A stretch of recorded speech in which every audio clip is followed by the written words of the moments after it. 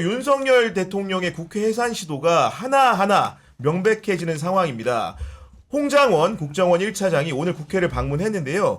윤석열 대통령이 계엄 선포 직후에 자신에게 전화를 걸어왔다고 밝혔고 그 내용인 즉슨 이번 기회에 싹 다 잡아들여 정리하라며 국정원에도 대공수사권을 줄 테니 우선 방척사령부를 도와서 지원하라. 자금이면 자금, 인력이면 인력, 무조건 도우라고 말했다고 하는데 평론가님 어떻게 들으셨습니까? 진짜 참담하죠. 많은 국민들이 정말 놀라셨을 거예요. 그러니까 그동안에는 대통령이 지시했습니다. 그러면서 김용현 얘기를 통해 가지고 우리가 대신 얘기를 들은 정도 수준이었잖아요. 근데 국정원에서조차도 이렇게 얘기를 하는 거 보면서 아 진짜 이 사람은 정상이 아니었구나 이런 생각을 아마 하게 될 거예요. 전 좀 끔찍해요. 2년 반 동안에 이런 정도의 정신 상태나 이런 판단 능력을 가지고 대한민국을 움직였다는 걸 생각해 보면 사실 그 주변에 있는 사람들도 전 책임이 있다고 봐요. 맞습니다. 네. 그러니까 박근혜 탄핵 때 그때 최순실이란 존재를 알았느냐 몰랐느냐를 가지고 굉장히 많이 많았거든요. 최순실 그 주변에 있는 사람은 아마 틀림없이 알았을 텐데 그러면은 저 정도까지 최순실이 국정을 농단할 상황이 오기 전에 뭔가 얘기를 했었으면 어땠을까 이런 생각을 했거든요. 근데 전혁 전 의원이 그때 책을 썼어요. 그것 때문에. 근데 거기 보면 최순실이라는 존재를 어렴풋하게 자기는 알았다고 얘기를 하더라고요. 일부 사람들은 알았는데 그걸 쉬쉬하고 눈 감았거든요. 뒤집어서 얘기하면 윤석열 대통령도 경로했다고 우리한테 그동안에 알려져 있잖아요, 주로. 네. 근데 그 경로라는 게 비정상적인 판단 능력에서 비롯된 것이었다. 네. 이걸 주변에서 좀 더 빨리 얘기해 줬으면 어땠을까. 그동안에 국정이 엉망진창이 될 동안에 우리가 생각하기에 좀 이상하다. 어떻게 네. 이런 판단을 하지? 라고 생각했던 것들이 지금 계엄령 선포할 때 정도의 판단 능력으로 계속 뭔가를 결정했다는 얘기가 되잖아요. 근데 내부 고발을 하고 싶었어도 사실 윤석열 정부가 되게 비상식적이잖아요. 내부 고발자를 오히려 압수수색하고. 그러니까 많은 고민이 있었지만 그런 환경이나 이런 분위기 때문에 더 얘기를 못했을 수도 있지 않을까 생각했습니다. 그러니까요. 네. 정통 관료 출신인 홍장원 1차장이 이런 말을 했다는 것이고 네. 홍장원 1차장이 이제 윤석열 대통령의 전화 지시를 받은 이후에 윤석열 대통령의 충암고 후배인 여인영 방첩 사령관에게 전화를 걸었더니 여인영 사령관이 홍장원 차장한테 체포 대상자 명단을 불러주면서 검거를 위한 위치 추적하라고 지시했다는 겁니다. 그러니까요. 참 저는 먼저 이 말씀을 드리기 전에 민주당의 김민석 의원, 박선원 의원, 김병주 의원님께 먼저 사과 말씀드리고 네. 방송을 시작해야 될 것 네, 같아요. 왜요? 사실 얼마 전에 서너 달 전에 이분들이 계엄에 대해서 얘기를 했을 때 심각하게 말씀하셨어요. 네. 처음에는 무슨 이유가 있으시겠지. 아니 그 최고위원인데. 그런데 사실 그 다음에 조금 제가 생각했을 때는 객관적으로 뭔가를 제시를 안 하시고 이렇게 제보받은 게 있는데 아직 검증 중이다라고 말씀하셨거든요. 근데 이제 저도 사실 아니 2024년 이 날에 누가 어떤 군인이 계엄군이 되어서 시민을 총칼로 위협할 수 있겠냐. 그러니까요. 네. 그렇게 생각을 하고 아마도 계엄령 내려지면은 바로 계엄군들이 엄마한테 전화해가지고 엄마 그 계엄군으로 나가라는데 가야 돼. 그러면 엄마가 위험한데 가지 말아라. 이렇게. 그래서 저는 이런 일은 안 일어날 거라고 생각을 했는데 어쨌든 이런 일이 일어났잖아요. 네. 그러니까 그때도 이 김민석 의원이나 박선호 의원, 김병주 의원이 뭐라고 하셨냐면 젤렌스키, 네타냐후 이런 사람들이 전쟁을 일으킨 이유가 뭔지 아십니까? 이 낮은 지지율. 내치 불안 때문에. 내치 불안. 네. 그러니까 저도 그 후에 최근에 알았는데 젤렌스키 같은 경우도 아니 그냥 개그맨이나 뭐 배우하던 사람이 대통령이 됐잖아요. 맞아요. 그러니까 네. 대통령이 되고 나서 내각의 어떤 주요 인사들 한 30여 명을 같이 방송하던 뭐 작가 뭐 제작진들 이런 사람들을 다 했다는 거예요. 네. 근데 이제 물론 그 사람들이 자기 역할이 있는 거지. 사실 그 뭐 국방부 장관 이렇게 할 수는 없는 거 아니에요. 그렇죠. 그래서 지지율이 확 폭락했다는 거 아닙니까? 그 네타냐후도 지금 자기 직권을 맞아요, 지키기 맞아요. 위해서 예. 계속 전쟁하는데 윤석열 대통령도 지금 딱 그런 꼴인 거예요. 맞습니다. 지금 계속해서 내부적으로 여권도 이제 김건희 여사 그 특검과 관련해서 이제 이탈표가 계속 나올 것 같고 언젠가는 이게 무너질 것 같고 명태균이 구속된 다음에 한 달 후에 정권 무너질 거야. 그러니까 네. 이제 황금폰 곧 나올 것 같고 그러니까 이제 불안하니까 이런 극단적인 선택을 할 수밖에 없었는데 네. 그러니까 이 극단적인 상황을 만들기 전에 민주당에서 김민석 의원이 뭐라고 했습니까? 김용현 경호처장을 국방부 장관 자리에 앉히는 것이 계엄령의 시그널이다. 맞아요. 네. 그리고 이 계엄이 벌어지게 되면 가장 핵심 요직에 있는 사람, 과거 우리 서울에 보면서 전두환이 뭐였습니까? 바로 계엄령이 되니까 합동수사본부장이 됐잖아요. 합동수사본부장이 쉽게 말해서 무소불위의 경력으로 다 잡아들이고 다 고문하고 그런 거 맞아요. 아니겠습니까? 네. 근데 그 보안사령관이었잖아요, 이 사람이. 이 보안사령관이 지금 2024년에는 방첩사령관이고 현재 방첩사령관 여인영 사령관 중장 3스타는 충암고 후배인 것이고 네. 대통령에게 계엄령을 요구할 수 있는 2명의 사람은 충암고의 충성스러운 1년 선배 김용현, 1년 후배 이상민 행안부 장관과 국방부 장관인 거 아니에요. 그러니까 바로 자기 후배한테 완벽하게. 전화해가지고 네. 야 잡아들여 이런 거 아니에요. 근데 그때 김성환 평론가님께서 계엄령이 이렇게 민주당에서 얘기를 해서 공론화됐기 때문에 그러면 이제 아무래도 계엄령이 그러니까 생길 가능성이 예방주사를 놓지 않을까 했는데 희석될 것이다 네, 했는데 맞아. 이게 예, 웬일이야. 보란 듯이. 근데 그러니까 해버린 거잖아요. 일반적인 정상적인 판단 상태에서는 그럴 수 있죠. 그렇죠. 다 카드가 까졌는데 네. 그걸 써먹기가 어렵잖아요. 근데 정상적인 사람인 거예요. 이 사람의 애초부터.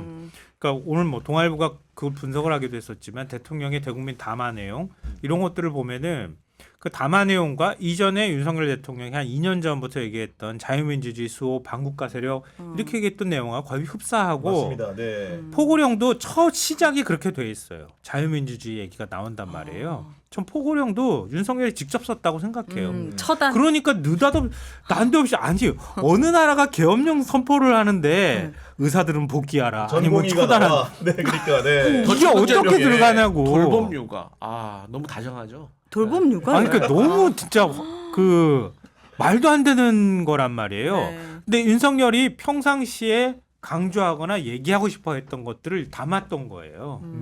그러니까 결국은 그러니까 그러니까 내란 수계는 윤석열이라는 게 그냥 바로 다 드러나 버리는 그럼요. 거예요. 네. 근데 그런 거고 그리고 저는 좀 이해가 안 되는 게 여인영 방첩사령관이 자기는 계엄령 그 선포할 때까지 몰랐다 뭐 이렇게 얘기를 하는데요. 네. 아까 체포 대상 명단을 불러줬다는 거 아니에요? 불러줬다는 거 아니에요? 아우. 그러니까 계엄령 선포되기 전에 저는 알았을 가능성이 매우 높다고 기본적으로 생각하고요. 네. 그래서 김용현이 뭐 관사로 불려가지고 특전사령관하고 같이 술 마셨다 이래서 민주당에서 의혹 제기했던 건데 어떤 방식으로든 대통령이 그런 의중을 갖고 있다는 사실을 알았을 개연성이 매우 높다. 지금은 군 수뇌라고 아는 사람들, 특히 계엄과 관련되어 있는 특전사령관, 공수일 여단장부터 시작해가지고 전부 다 저는 시키는 대로 했고요. 실탄 안 갖고 갔고요. 마지못해 갔을 뿐이에요. 그리고 강력하게 끌어내지도 않았고요. 이렇게 얘기하지만 제가 볼 때는 다 내란 모의했던 사람들이다. 네. 그러니까 중간에 이게 어떤 상황이냐면 방식으로든 끊어내지 않았던 것만으로도 내란 음모가 있다는 사실을 알고 있었는데도 불구하고 입 닫고 있었다는 사실만으로도 나중에 내란죄로 다 처벌받을 수 있을 네. 거라고 생각합니다. 그 여인영 사령관이 언급한 체포 대상자 명단을 보면 우원식 국회의장, 한동훈 대표, 이재명 대표, 박창대 원내대표, 김민석 최고위원, 정청래 법사위원장, 조국 대표, 김어준, 김명수 전 대법원장, 권순일 전 대법관인데 우리 강성희 평론가님 네. 명단 보고 좀 어떤 생각 드셨습니까? 그러니까 이제 참 바쁘게 살았네요. 근데 저는 이 명단을 보면서 이분들이 나름대로 이 과거의 12.12 사태라든지 5.18라든지 그런 것을 또 서울의 봄을 돌려보면서 나름대로 좀 모델들을 좀 찾아냈던 것 같아요. 모델을 찾았다. 네. 근데 좀 짧게 이제 슬로건으로 말씀드리면 어쨌든 간에 국회는 일단 해산을 시켜야 된다. 왜냐하면 그러면 국회를 해산시켜야 되는데 어떤 명분으로 이 사람들을 해산을 시키고 잡아넣을 수 있을까? 이것을 보수 극우 유튜버들이 계속해서 주장해왔던 4월 10일 총선이 부정선거였다. 맞아요. 그러기 네. 위해서는 중앙선관위에 가서 데이터베이스와 어떤 자료들을 빨리 가지고 온 다음에 거기에서 뭐가 발견됐다, 조작이 있었다라고 이제 꾸며낸 다음에 그걸 빌미로 꾸며내. 이제 먼저 잡아놓고 그걸 빌미로 국회의원들을 다 이제 해산을 시키는 그럼 거죠. 다시 선거하려고 목적이 네. 그리고 그치. 또 그때 당시에는 계엄령이 이제 선포가 되면은 군사 재판으로 가자. 주요 재판은 군사 재판이 되기 때문에 바로바로 직결 심판으로 가고 나서 맞아요. 네. 말씀하셨던 것처럼 선거를 다시 한다든지 아니면 이 정권에 대해서 자기를 방해할 수 있는 사람들을 제거하려고 하는데 그게 대표적인 게 야당 인사들 아니겠습니까? 그쵸. 맞습니다. 근데 네. 이제 권순일 대법관까지 했다는 것은 어떻게 뭐 고문이라도 해가지고 뭐 그러니까 이게 결국은 기본적으로 선관위의 지역 선관위원장을 네. 그 법원장들이 하게 돼 있고 네. 그리고 선관위원장도 대법원장이 선관위원장을 임명하게 돼 있거든요. 맞습니다. 그렇기 때문에 선관이랑 관련된 게 법원이고 법원 중에서 헤드에 있는 사람들이 이렇게 그렇죠. 체포하려고 했던 것으로 해석이 되는데 근데 너무 코미디예요. 제가 볼 때는 그 명단 한번 이렇게 읽어보시면서 이상하다는 생각 안 드세요? 이상해요. 유튜버 특히 김어준 씨. 김어준 들어간 여기 왜 것도 들어- 이상하고요. 김명수 전 대법원장 네. 그리고 권순일 전 대법관 네, 이 세 분 왜 들어갔지? 왜 들어갔어요? 현직 대법원장도 아니고 전. 네. 전직 대법원장이고. 아마 전에 있는 선거를 관장했던 선관위원장이라든가 그 사람을 그럼 권순일은 임명했던 왜 사람, 들어갔어요? 이런 권순일 느낌이 대법관 제가 왔습니다. 봤을 때 권순일은 왜 과거에 들어갔어요? 이재명 대표 무죄 대법원 무죄를 줬던 거에 뭐 대해서 주심이었나요 그 당시에? 네. 거기서 이제 그 추궁을 해가지고 뭐 음. 일종의 예를 들어서 이재명한테 로비 받았어요 뭐 이런 거를 좀 자백을 받으려고 했던 그런 시도였던 네. 것 같아요. 제 아니 생각에. 그러니까 웃기잖아요. 코미디 같은 거지. 비정상이죠. 아니 체포하라는데 권순일을 왜 체포하나? 디테일이 있잖아요. 여기에 대통령의 생각이 투영이 돼 있다는 거예요. 제 네. 얘기는. 예를 들면 여야 대표나 원내대표급까지는 혹시 모르겠는데 여기에 추경호가 일단 빠졌어. 그렇죠. 여당 국회의원 하는데 여당 대표가 들어갔는데 추경호가 안 들어가 있어. 이거는 추경호는 전 나중에 내란죄 맞아요. 공범이죠. 사전 교감이 있었다는 방증이에요. 네, 민주당에서 내란죄로 네. 고발한다고 얘기하잖아요. 반드시 좀 고발해야 된다고 생각하고요. 그리고 여기에 김민석 수석 최고위원 계엄령 발동 얘기를 자꾸 했던 김민석 수석 최고위원 들어갔고요. 정청래 법사위원장으로 탄핵소추 자꾸 통과시켰다거나 네. 이거 들어간 거잖아요. 어찌됐든 조국 대표 들어가 있는데 조국 대표는 그냥 미워서. 근데 조국 대표가 들어가는데 그럼 진보당하고 사회당 이런 데는 왜 안 들어가 있어? 기본소득당은 왜 안 들어가 있어? 덜 미워서. 아 저 바빠서. 등에 들어있을 수도 있습니다. 사실은 저희가 여야 다 대표면 모르기 여야 때문에. 대표 다 집어넣어야지 맞지. 거기까지 가려면 네. 그런데 김명수를 넣는다거나 권순일을 넣는다거나 이런 걸 보면서 네. 이 사람이 정상이 아니구나. 정상 왜냐하면 아니에요. 이런 다급한 계엄령을 선포하는데 네. 체포 명단을 주는데 네. 그냥 대통령이 불러줄 정도 머리에서 떠올려서 네. 싫었던 사람, 내가 꼭 처단해야 될 사람 이런 사람들을 머릿속에 기억하고 있던 것들을 불러줬다 이거는. 네. 맞아요. 그러니까 얼마나 즉흥적으로 즉흥적, 적어놓고 있었어. 그러니까 얼마나 즉흥적이고 독단적이고 그렇다고 하는 게 여기 명단에서도 드러난다는 거예요. 그리고 그러니까 웃기는 사법부랑 사람인 거지 한마디로. 입법부를 완전 해제시키려는 그렇죠, 목적이 있었던 네. 거 아니에요? 약간 미얀마처럼 군부 독재 시대를 열려고 한 것만 같아요. 그러니까 사실 중앙선관위 한 거예요. 김영현 전 장관이 얘기했잖아요. 부정선거 있다고 의심했다는 거 아니에요, 대통령은. 그러니까요. 네. 그러니까 부정선거가 있었느냐를 의심하는 게 중요한 게 아니라 그런 부정선거를 통해서 저런 말도 안 되는 범죄자들이 국회에 와가지고 우글우글 대는 상황이 벌어졌다. 그러면 저것들을 내가 척결하기 위해서 뭔가를 하려면 어쨌든 전국 계엄이지만 모든 무력을 다 동원한 건 아니잖아요. 국회를 확실하게 잡고 교체하는 게 목적이잖아요. 네. 대통령 권한으로서. 그러니까 중앙선관위를 뒤져서 증거를 찾아내든 뭘 한 다음에 그걸 가지고 국회 해산을 하든 저 범죄자들을 싸그리 쓸어버려야 되겠다.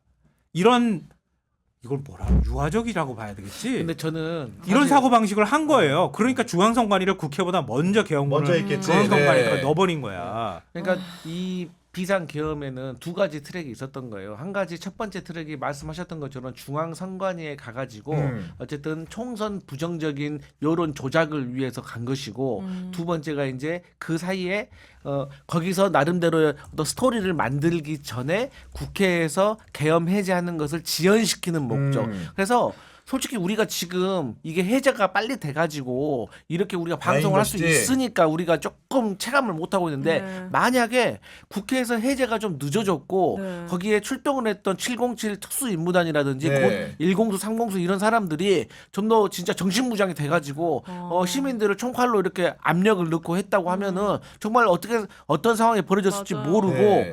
또 그때 그 사이에 이제 중앙선관위에서 요런 뭐가 조작이 돼가지고 그걸 발표를 했다고 하면 우리는 지금 이렇게 네. 방송하고 못하고 있을 가능성이 매우 아니 근데 높아요. 이렇게 공직자인 국정원 1차장이 국회에 와서 버젓이 얘기하는데 대통령실은 처음에 또 거짓말을 하려고 했습니다. 그러니까 어떤 입장을 내놨냐면은 대통령은 그 누구에게도 국회의원을 체포 구금하라고 지시한 적이 없다고 언론에 밝혔다가 불과 2분 만에 네. 이런 입장을 취소한다고 알렸답니다. 아유. 그러니까 뭐 대통령실의 원래 해명은 신뢰가 금방 없죠. 바뀌는 것이고 금방 탄론할 생각을 하는 네. 것이고 네. 그 근본적인 원인이 뭘 알아야 팩트 체크를 할 거 아닙니까? 지난 계속 대통령도 뭐 명태균하고 2번 만났네, 4번 만났네, 여사가 연락을 했네, 만에 아니 본인들이 뭘 알아야지 해명을 하고 물어볼 쉽게 말해서 짬밥도 안 되는 거 아니에요 지금. 네. 그런데 모르면 가만히나 있지. 이 사람들이 어설피 나섰다가 그잖아. 예. 김용현과 윤이 진짜 몰랐던 거는 우리 대한민국 국민들의 의식 수준을 몰랐던 것 같아요. 이렇게 아. 빨리 여의도로 모이고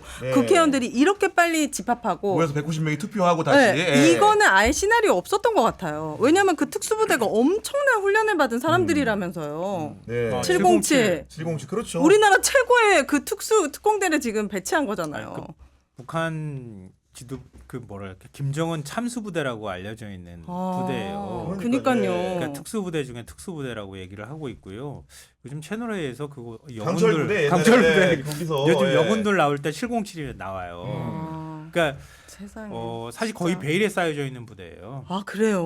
네. 왜냐면 특수 임무를 갖고 있기 때문에 예를 들면 참수부대가 공개적으로 나와서 막 돌아다니면서 그렇죠. 참수해요 네. 이렇게 얘기할 수 없잖아요. 네. 특수 임무 다니니까. 그러니까 그런 역할을 맡고 있는 데를 투입했다. 특히 국회를 침탈하는데 이런 개헌군을 보냈다고 하는 거는 사실은 상상하기 어려운 거죠. 맞아요. 왜냐하면 과거에는 공수를 1공수를 보낸다거나 7공수를 보낸다거나 공수를 투입했는데 네. 이번에는 체포라고 하는 목적이 있기 때문에 네. 707을 보냈다고 와. 판단하는 게 맞을 거예요. 음.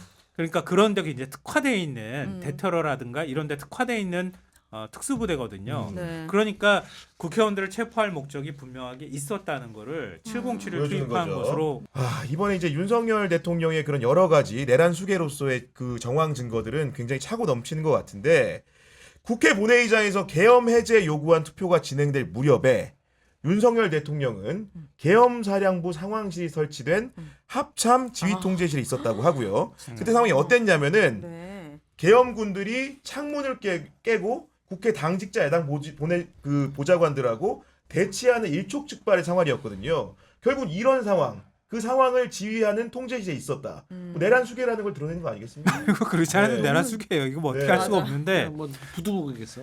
직접 지휘 그러니까 어.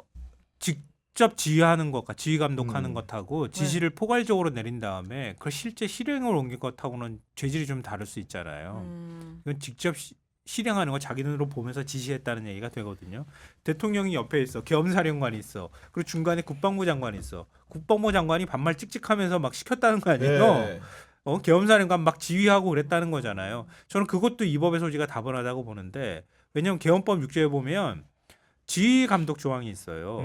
근데 지휘 감독 조항이 국방부 장관은 계엄사령관은 국방부 사령관의 계엄 그 시행에 있어서 국방부 장관의 지휘 감독을 받을 수 있다고 네. 되어 있어요. 근데 다만 전국을 계엄지역으로 하는 경우 대통령의 직접 지휘 감독을 받는다. 대통령이 직접 지휘 감독을 할 때 필요하다고 할 경우에는 지휘 감독을 할 수 있도록 이렇게 되어 있거든요. 그러니까 국방부 장관은 전국 계엄일 경우에는 직접 지휘 감독을 하는 게 아니라 그러니까 계엄사령관은 대통령의 직접 지휘 감독을 받도록 되어 있는 거예요. 그러니까 법률상으로 보면은 대통령은 빼박이야. 만약에 된다 그러면은 지금처럼 친위 쿠데타가 일어난다고 그렇겠죠. 하면은 네. 근데 그 정도 수준이 아니라 대통령이 그 현장에서 지금 국회 입법부를 침탈하라고 시켰다는 얘기가 되는 거잖아요. 근데 저는 박인수 네. 박안수. 박안수 계엄사령관이 그 계엄령을 해제할 때 그때 김용현 국방부 장관하고 사무실에 같이 들어갔었다고 얘기를 하잖아요. 모종의 얘기가 저는 그때 있었을 거라고 봐. 근데 왜 군인들은 저 임성근도 그러더만 희한해. 보면 기억이 안 난다고 자꾸 그러는데. 네. 며칠 안 됐는데요. 또 대통령이 예를 들어서 그 특전사령관 같은 경우는 직접 전화를 해가지고 아 지금 그렇게 시인이 나오고 있어. 예를 들면은 공군부대 어디가 네. 가고냐고 위치하기까지 맞아요. 했어요. 예. 박정근 특전사령관은 윤석열 대통령으로부터 직접 지시를 받거나 전화를 받았냐고 김병주 의원이 물으니까 707이 이동할 때 어디쯤 이동하고 있느냐라고 받았던 기억이 있다고 했고 이진우 수방사령관 국회 계셨던 분 아닙니까? 이분 같은 경우에도 작전 중에 윤석열 대통령이 전화가 와서 상황이 어떠냐고 물었다고 해서 결국은 작전 관여자로서 윤석열 대통령의 입지가 명백해진 측면이 있습니다 지금. 그러니까 내란 수계예요. 이거는 그렇죠. 명백하게 내란 수계라고밖에 볼 수 없어요. 그러니까 내란 수계는 아까 우리가 얘기했던 것처럼 사형 또는 무기밖에 없어요. 네. 윤 대통령은 나중에 이 혐의가 적용이 된다고 하면은 최소 무기다. 근데 이런 상황을 두고 뭐 야당한테 경고하려고 했다고 하니 그러니까 지금 이제 그러니까 제가 책임성 그 발언이 얘기 나오는 나왔을 거잖아요. 때 예. 그 명백하게 이거 거짓말이라고 했어요. 네. 경고를 하려고 하는 사람이 계엄령을 발동할 이유도 없고 그럼요, 네. 계엄령을 자기가 선포하면서 대국민 담화를 쓴 걸 봐요. 막 적이 사리가 느껴지지 않아요? 맞아요. 경고를 하는데 무슨 척결을 하고 막 일소를 하고 처단하고, 예. 뭐 처단하고 그러나 과거에 시전연설을 못했던 아쉬움이 남았는지 뭐 육아 돌봄 청년 일자리 얘기하고 너무 그냥 겁나더라고요. 그러니까 저는 이것을 원래 보니까 오늘 아침 조간에 보면 뭐라고 나와 있냐면 국방부가 포고령도 작성을 하지 않았다고 해요. 그러니까 원래 절차대로 따진다고 하면 계엄을 선포하기 전에 국방부에서도 비상대책회의를 개최를 해야 돼요. 그래서 현 시국이 계엄 요건에 해당하는지 국무회의 심의처럼 국방부에서도 계엄 요건에 해당하는지 검토를 하고 네. 이게 만약에 해당 계엄 요건에 해당한다라고 결정이 나면 그때 국방부 기획관리관이 계엄 선포안을 작성하게 돼 있고 그걸 작성을 한 다음에 국무총리에게 보고를 하게 돼 있고 네. 이 국무총리가 제 생각에는 국무위원들과 심의를 한 다음에 대통령에게 보고를 하게 돼 있는데 국방부 기획관리관은 비상대책회의가 열리지 않았고 나는 계엄 선포안을 작성한 적도 없다라고 하니 결국에는 이 담화문과 포고령은 김용현 전 국방부 장관이 쓰고 윤석열 대통령이 야 그거 넣고 그거 빼고 그러니까 이렇게 한 거예요. 그 글솜씨가 부족하다는 분이 이렇게 관여하면 됩니까 안 됩니까 이게 지금. 예. 말도 안 되는 건데요. 우리가 저는 그러니 그 지금 허다지란 얘기하시는 거 말도 들으면서 그런 생각이 들어요. 네. 그러니까 우리가 군사 반란을 2번이나 겪은 나라잖아요. 네. 군사 정변을 2번 겪은 나라예요. 그러니까 87년 체제가 만들어졌을 때 제일 우려하면서 그 87년 헌법을 만들 때, 육공화국 헌법을 만들 때 그걸 우려해서 여러 장치를 넣어놓은 거예요. 네, 맞아요.